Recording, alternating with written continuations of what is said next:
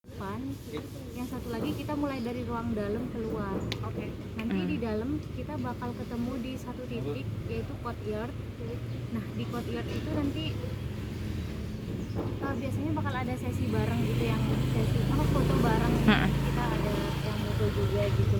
Mungkin itu Bu, atau mungkin pendampingnya bisa dibagi juga. Boleh, atau boleh. kita- Ya, nanti sesuai bisa aja. Oke. Yaudah, nanti yang sesi dari depan bisa berkumpul bersama Kak Ime di sebelah sana. Yang sesi dari belakang sama saya di sini. Jadi kita langsung bagi aja ya. Kita mau sesi dari dalam apa dari luar, Bu? Bebas. Boleh. Cap luar aja. Itu dari luar. Ya udah. Ya udah. Yuk. Ya. Dari luar. Ya. Bis. Ya, oke, Kak. Ya, sesuai bis.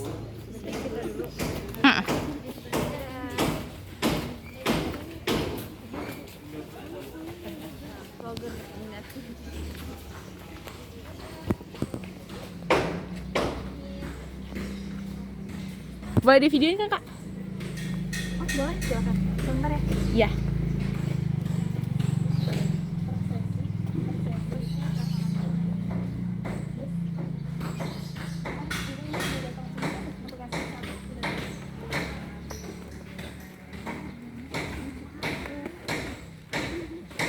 Kita bisa mulai dari Iya. ini mungkin ya, yang agak luasan.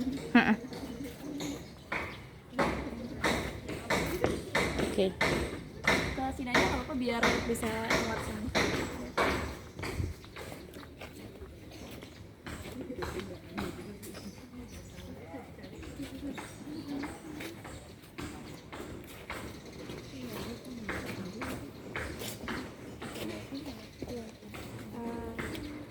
Sebelumnya, selamat pagi semuanya. Perkenalkan, nama saya Imega Reski, biasa dipanggil Ime.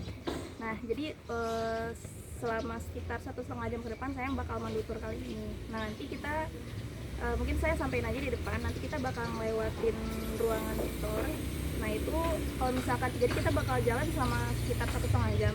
Jadi kalau misalkan ada barang yang dirasa berat untuk dibawa-bawa, nanti bisa dititipin di bookstore. Nanti kita bakal ngelewatin. Jadi bisa dibawa yang penting-penting aja. Nah, terus kalau misalkan nanti selama tour ini ada yang ingin bertanya, bisa langsung tanya aja, nggak usah nunggu saya selesai. Oke. Nah, sebelumnya mungkin saya mulai dari ini, langsung mulai. Iya. Jadi, oh ya Ibu, nyaru. Nah, jadi mungkin saya jelasin dari konteks rumah Indo ini. Jadi sebelumnya selamat datang di Guha The Guild. Nah, teman-teman, jadi kenapa sih rumah ini tuh disebut Guha The Guild? Jadi kata guha itu Kak Aris ngambil dari alegori gua Plato.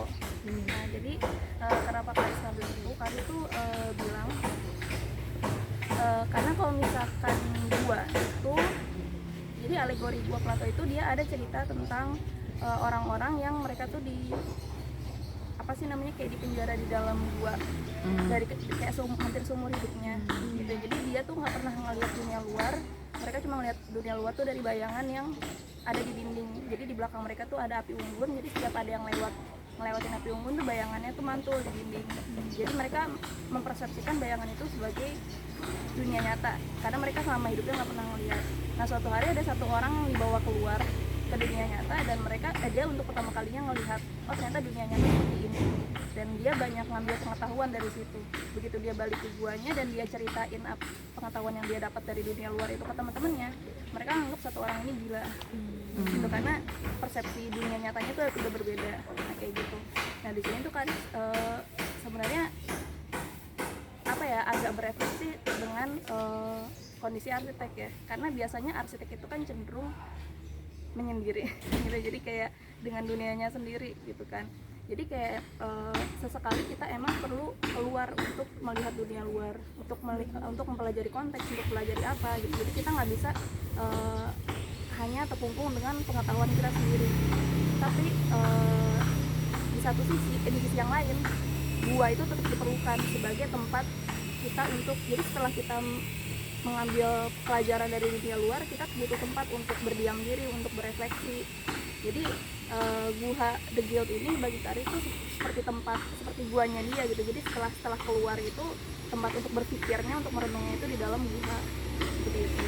Nah kalau misalkan ditanya ini bangunan apa, biasanya kalau orang yang baru datang ke sini atau orang umum tuh taunya ini Omah Library gitu ya, Omah Library, atau kalau yang dari kalangan arsitek taunya Raw Arsitektur. Jadi biasanya taunya ini kalau ke perpustakaan biro gitu ya, studio arsitektur. Tapi sebenarnya ini tuh adalah bangunan rumah. Jadi ini adalah rumahnya Kak Rich, rumahnya Rio Rich Syarif, di mana memang dia mendedikasikan sebagian dari ruangan di rumahnya itu untuk studionya, untuk komunitas arsitekturnya. Jadi seperti itu. Nah nanti saya bakal cerita dari dasarnya. Jadi sebenarnya ini tuh rumah kedua apa, jadi sebelum Karis berpraktek di sini, Karis sebelumnya berpraktek di rumah orang tuanya di kita dulu nyebutnya studio garasi. Nah itu nanti kita bakal masuk ke rumah ke bangunan kecil yang di belakang ini. Kita bakal lihat asal mulanya sebelum pindah ke sini. Nah jadi konteksnya pindah ke sini adalah waktu itu Karis udah menikah lumayan lama dan udah berpraktek juga lumayan lama. Dan ada satu masa di mana adiknya Karis itu mau menikah. Jadi sebagai yang lebih tua gitu ya di keluarganya dan sudah lebih mapan lah ya, itu Karis mengalah ya untuk adiknya bisa punya tempat di rumah orang tuanya. Yang adik yang baru mau menikah itu bisa punya tempat di rumah orang tuanya. Jadi dia akhirnya pindah ke sini. Nah waktu nemuin lokasi ini sendiri, Karis tuh sebenarnya nggak milih tempat ini sendiri, tapi dibantu sama ada namanya Pak Wisnu. Pak Wisnu itu kalau misalkan sekarang kita mungkin ngeliatnya itu supir pribadinya Karis, tapi sebenarnya Pak Wisnu itu lebih dari itu. Dia tuh udah jadi orang kepercayaan keluarganya Karis dari zaman ayahnya. Jadi kayak udah kayak apa ya sebutannya, ya orang dalam lah gitu ya. Dan waktu Pak Wisnu itu ngeliat area ini, Pak Wisnu tuh bilang dia ngerasa area ini tuh cocok sama kepribadiannya Karis. Karena ini tuh persis di perbatasan antara dua wilayah, jadi antara perumahan formal sama perumahan informal. Jadi ini di sini ada gang kecil, ada pintu di sebelah sana itu. Iya. Itu pintu buat menuju ke perkampungan di belakang. Nah tadinya ini sebenarnya gated perumahan yang gated ya. Jadi sebenarnya tadinya nggak ada jalan, tapi sama Karis dibuka. Dan Karis nempatin posisinya di sini tuh ya untuk hidup jaga, karena di perbatasan kayak gini kan agak rawan ya, apalagi antara ya bisa dibilang orang yang ekonominya kelas atas gitu ya, sama yang kelas menengah ke bawah. Jadi sebelum Kak Aris bikin di sini, ya itu sebenarnya Kak Aris sempat mikir-mikir juga, karena di sini tuh banyak kayak kejadian pencurian apa segala macam. Nah jadi Kak Aris selain bangun rumah juga visi lainnya adalah ingin menjaga perbatasan ini. Jadi, makanya akhirnya Kak Aris nggak cuma sekedar bangun rumah dan bangun studio, tapi juga mencoba untuk membangun komunitas. Jadi kalau misalkan teman-teman ngelihat, sebenarnya kalau secara hukum batas kaflingnya Kak Aris itu kan cuma sampai batas pagar aja ya. Iya. Jadi sebenarnya tanah ini tuh udah bukan milik Kak Aris. Tapi ini kan jalan buntu dan ya orang nggak banyak yang kesini, jadi jalan terbengkalai aja kayak gitu. Dan dulu itu jalan ini tuh sebenarnya menurun, dari sana ke sini tuh menurun. Jadi kalau hujan tuh di sini tuh selalu menggenang, banjir.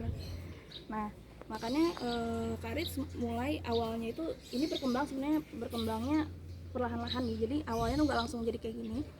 Nah awalnya itu jadi itu tuh sekarang dijadiin rumah buku anak yang bangunan kecil ini. Rumah buku anak. Terus tadinya itu yang area parkir itu jadi tempat kayak semacam lapangan buat anak-anak. Jadi di situ anak-anak main, dan yang main tuh nggak cuma anak-anak dari komplek aja, tapi dari belakang juga main.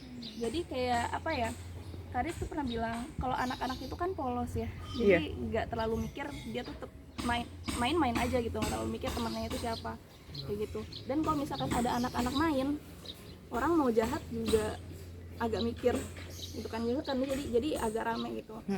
Jadi emang area yang di luar ini tuh sama Karis tuh sengaja untuk dikembalikan ke publik lagi.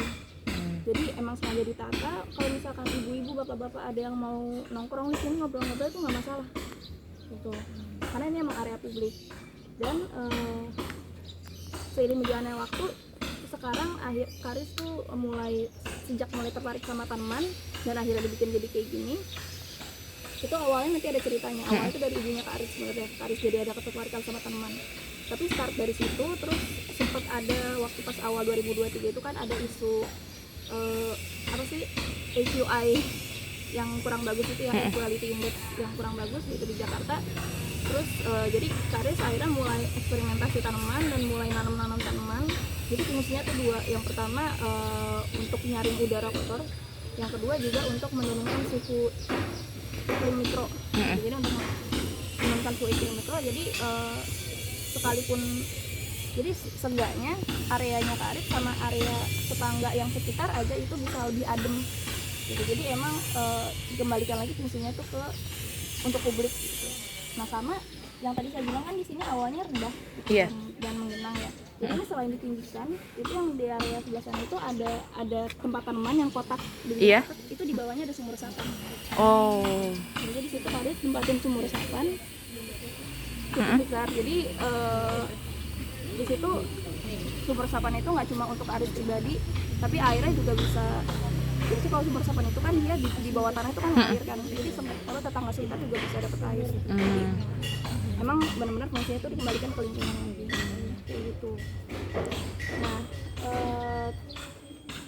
terus ada sedikit cerita juga. Jadi Karin tuh nyebut Wahada Guild ini sebagai bangunan yang 99,9% selesai.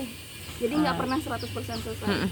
Selalu ada yang berubah, baik dari segi fisik maupun kayak apa sih, organisasi ruang, itu selalu ada yang berubah sesuai kebutuhan. Nah, jadi ini tuh sebenarnya jadi kayak tempat eksperimennya Kak Rich. Dan di sini tuh semua materialnya itu nggak semuanya material permanen. Ada juga material-material yang dia tuh pakai material sisa dari proyek, material bekas, atau material murah gitu yang emang Kak Rich eksperimentasikan untuk dilakukan di sini. Tujuannya tuh ada beberapa. Yang pertama itu karena kan ini tadi saya sudah cerita ini ya, kayak perbandingan antara dua lingkungan. Nah kalau kita lihat perumahan informal itu seminimal yang mereka punya tanah, biasanya mereka akan mengusahakan ngebangun rumahnya itu pakai material permanen. Ya gitu. Jadi semepet-mepetnya lah gitu pakai material permanen. Nah di sini Kak Aris tuh pengen nunjukin kalau sebenarnya bangunan tuh nggak harus pakai material permanen kok. Pakai material yang seadanya pun, kayak ini tuh banyak yang pakai baja ringan, pakai multiplex kayak gitu. Itu sebenarnya bisa jadi sesuatu juga. Jadi ada edukasi arah sana sebenarnya. Nah sekaligus juga jadi apa ya? Nanti kita bakal jelasin. Jadi ini di sini Wahada Guild ini kita pembangunannya ada 3 fase. Tapi 3 fasenya itu nggak yang benar-benar selesai, tapi kayak ada tumpang tindihnya juga. Jadi itu tuh 3 fasenya juga ada hubungannya sama perkembangan proyek yang didapat sama Raw Arsitektur. Jadi nanti di fase pertama itu kebanyakan materialnya itu pakai material beton, tapi betonnya beton expose. Jadi itu emang kebetulan proyek awalnya Kak Rich dulu tuh banyak yang eksplorasi ke beton expose. Jadi nggak pakai finishing gitu ya. Nah, nanti di fase yang kedua itu Kak Rich banyak mengeksplorasi material bambu. Itu juga nanti ada kaitannya sama proyek. Nanti saya jelasin lebih detailnya pas kita nyampe di area situnya. Sama yang ketiga itu fase dimana Kak Rich pakai material ringan. Jadi yang ke atas ini fase 3 semua. Nah jadi itu juga ada maksudnya itu selain materialnya mudah didapat, juga murah, mudah dikerjakan sama tukang. Jadi alasan Kak Rich nanti kita bakal lihat detail-detail yang sebenarnya tujuannya tuh adalah biar tukang yang nggak berpengalaman pun diajarin dikit tuh sebenarnya bisa ngerjain. Begitu, jadi detailnya sebenarnya detail yang sederhana gitu, jarang dipakai, jarang dipikirkan sama orang umum, tapi sebenarnya itu tuh lebih gampang dikerjain daripada yang umum kita temukan. Kayak gitu. Itu kali ya untuk konteksnya. Oh ya, sama tadi saya bilang ini tempat eksperimentasinya Kak Rich. Jadi banyak hal yang kayak entah klien Kak Rich minta terus Kak Rich coba di sini sebelum dibawa ke klien, atau ada juga yang Kak Rich pernah nyoba itu di klien dan Kak Rich terkait untuk mengembangkannya di sini gitu. Jadi ini sebenarnya kayak laboratoriumnya Kak Rich kayak gitu, rumahnya sendiri. Nah, sekarang kita mungkin lanjut ke rumah buku anak dulu kali. Boleh.